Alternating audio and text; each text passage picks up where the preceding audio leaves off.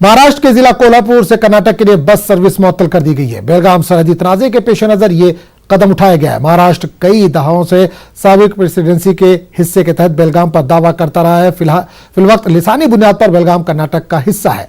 महाराष्ट्र का यह भी दावा है कि बेलगाम के गालिब आबादी मराठी बोलने वालों की है। फिलवक्त ये मामला सुप्रीम कोर्ट में जेर गौर है।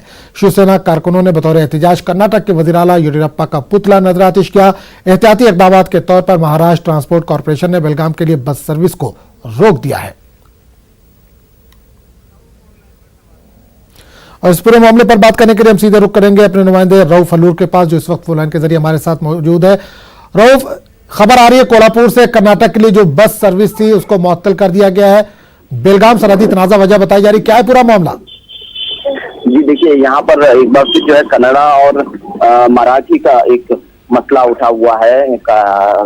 चिक्कोड़ी जो कर्नाटक के बॉर्डर है, बेलगाम जिले का एक हिस्सा है। और यहाँ पर कहा यह जा रहा है कि कन्नड़ा फिल्म की जो एक थिएटर में स्क्रीनिंग हो रही थी, अचानक जो है शिवसेना के कारकुनों ने रोका और थिएटर खाली करवाया।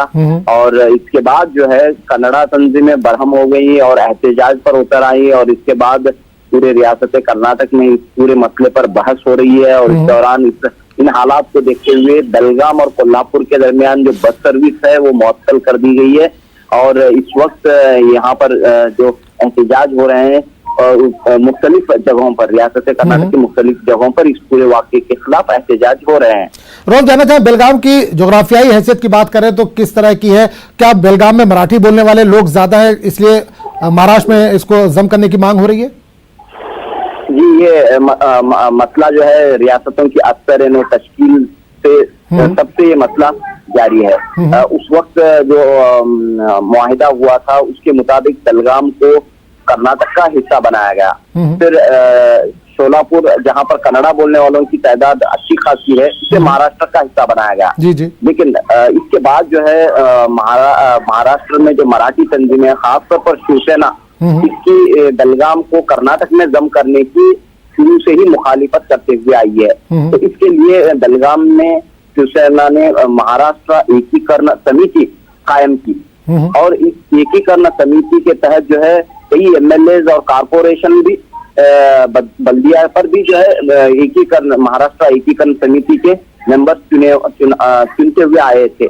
लेकिन गुज़िश्ता 10 या 12 सालों में ये पूरा मामला जो है अलग थलग हो गया। मराठी तंजीमें वहाँ की और शिवसेना पूरी तरह जो है अपनी ताकत खो चुकी है।